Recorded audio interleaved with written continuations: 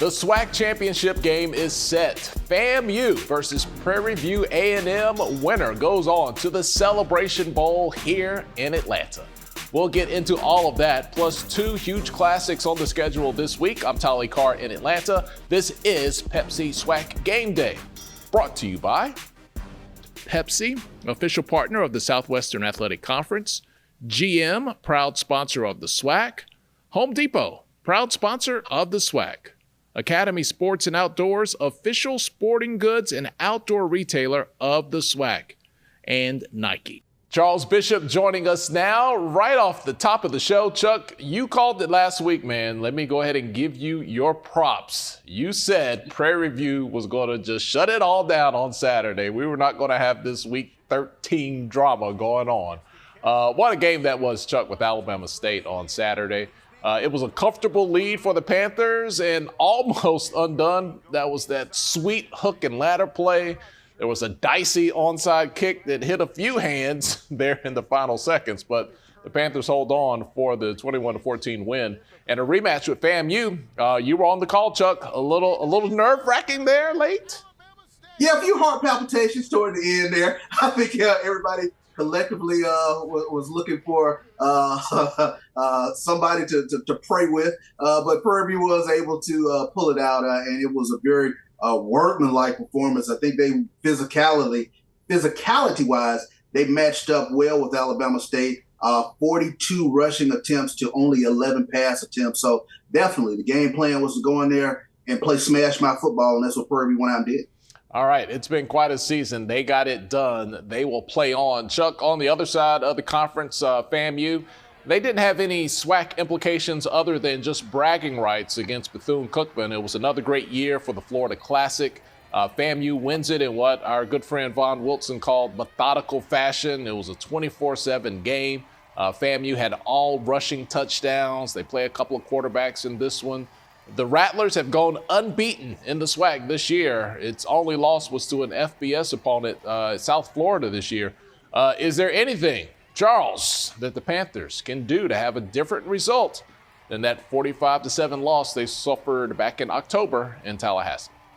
Well, I think one of the things the Panthers have gotten a little bit more healthy as we've gone toward the back end of the season. And I think that's one of the things Coach Bubba McDowell had pointed out, that he didn't feel like he had all his weapons with him there when they played Florida A&M before. But it was a dominant performance by the Rattlers when you take a look at that game back in October. But I think Prairie View is gelling probably at the right time, and you might have seen a template for what we're going to see in the SWAC championship game, because from a physicality standpoint, Bubba McDowell will put his offensive line up against anybody's defensive line, and we saw that this past weekend with Alabama State, one of the top rushing defenses in the SWAC. All right, enough jibber-jabber from us. Well, how about we hear now from the two coaches that will compete for that SWAC championship on December 2nd. Let's go to Willie Simmons, Bubba McDowell, and let's cue up Chuck. He had some great questions during Monday's media session. The play of Chris Herron as well as Shamar Savage, how much has their emergence really helped this offense? Well, they're big-time players, man. Again, it's just about us, figuring out when to put them in, when to use them at the right time, and Chris Herron is without a doubt one of the most talented athletes we have on this team. And as I told the coach, we got to be able to get him on the field more, and put him in position to do some things. Again, now that we got everybody healthy, going into this game, we're going to see what happens as far as getting a lot of guys involved that haven't had a chance to get playing time. As I told them, now it's your time. We got everybody healthy. We won't have to play everybody in order to beat a good football team like this. We got to play really good football for 4 quarters. These guys took it to us last time, in order for that not to happen, we're going to have to play, lights out football. Well, for us, it's always the same mandate. It doesn't change based on the game. And this championship game will be no different. For us, it's really 3 things. It's running the ball on offense, our ability to run the ball and control the clock. It's stopping the run on defense and making teams one-dimensional. And it's being sound in special teams, and if we do those 3 things, that's the recipe for success for us. So, we got to figure out a way to run the ball against this team. We got to continue to do what we've done all year, and that's stop the run on defense. And then with special teams, we got to cover we got to do a great job of getting the ball off and just playing sound and winning the field position battle. But that's championship football at any high level, whether it's, Division I, NFL. You look at it, those are the main formulas to winning. And if we take care of those, we think everything else falls in line. All right, way to go, Chuck. Man, you're just all over the place. Let's take a look at the rest of the scores from this past weekend. The final game for 7 of the teams, if I did my math right there, Alabama A&M wins its finale over Mississippi Valley State. Donovan Eaglin was the star of the show last Thursday night. He rushed for 207 yards on 27 carries. He had 2 touchdowns. That man was a freight train. You had Alcorn State and Jackson State. They gave us all the feels in the Soul Bowl. Aaron Allen, a very efficient 16-24 passing, 225 yards, and 3 touchdowns there. The Alcorn State defense had to hold off 1 final charge from Jackson State. And the Braves, though, despite the win, didn't get the help they needed for a championship run, but they do end the season with a strong win on the road at Jackson. Prairie View, we've discussed already. They got the big win. The effort of the week, I think that goes to UAPB. A come-from-behind victory in dramatic fashion over Texas Southern. They go on to win that game 35-34. A nice way to go out for the Golden Lions. They go into that fourth quarter trailing it big. 34-13. That's a let's beat the traffic score, honey, late in the game. But UAPB got into the express lane, and they took off. They had 2 rushing touchdowns, a punt return for a score, 22 points in that final frame for the 35-34 win. And FAMU, of course, with the win in the Florida Classic. Chuck, I'm going to say for what was a semi-close to the regular season, we still have a couple games left to go. Across the board, much like this season, that was pretty much all the drama you needed for some excitement on your Saturday.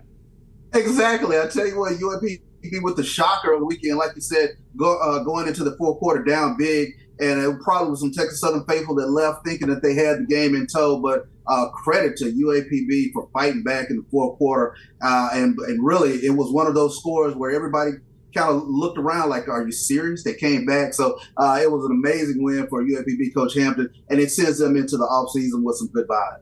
Yeah, you know that thing where you get in the car and then you just turn on the radio just to see what the final score was going to be? There might have been some people pulling over on the side of the road with Chuck. Unbelievable. Oh, wow.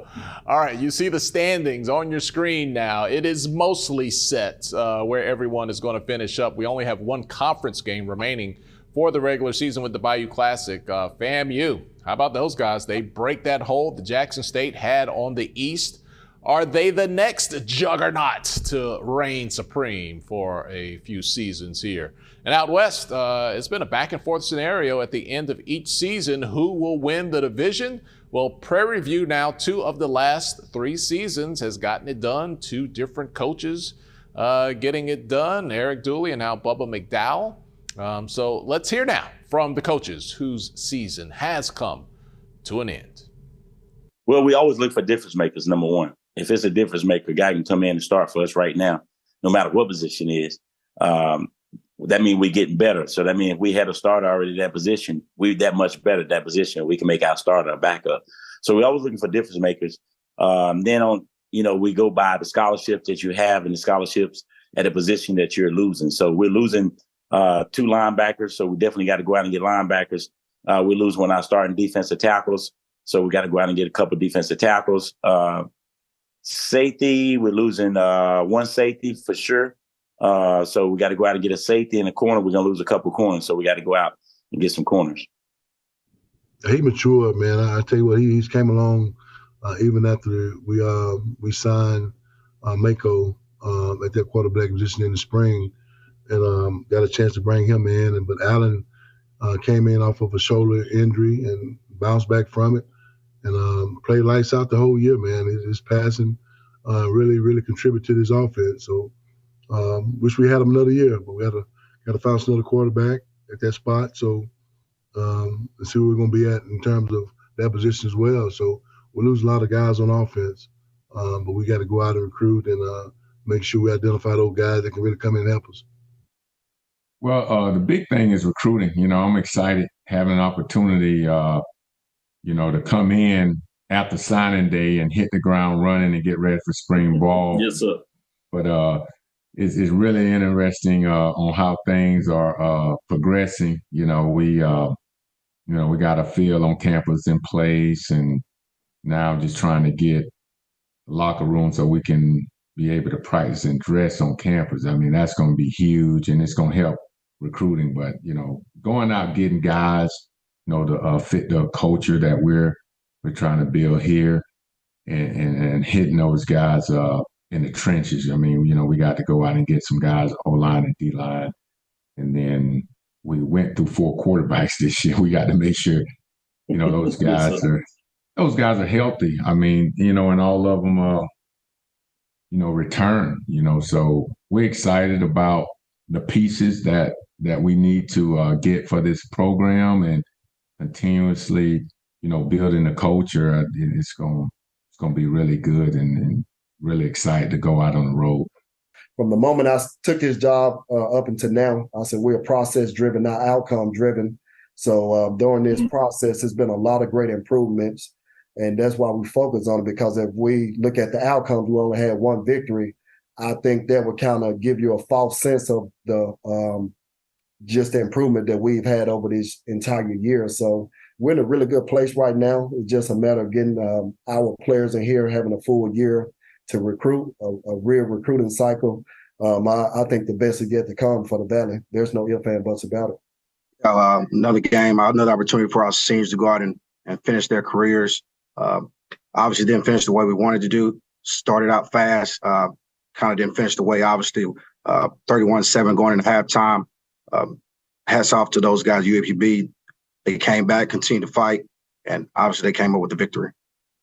You just continue to build depth, Doc. You know how that is. And I think that was a plus for us, the way we were able to continue to compete. We dealt with a lot of injuries this year, but just continue to build depth. We had a great recruiting class last season. I challenged my coaches. I want to do the same thing this year. It helped us out on the football field this year, but we got to continue to recruit, get with our strength coaches, get with him, his staff, and our players, the nutritional piece to it, and just got to get stronger. We want to get bigger, stronger, and faster, and, develop these young men so we can make a run in 2024.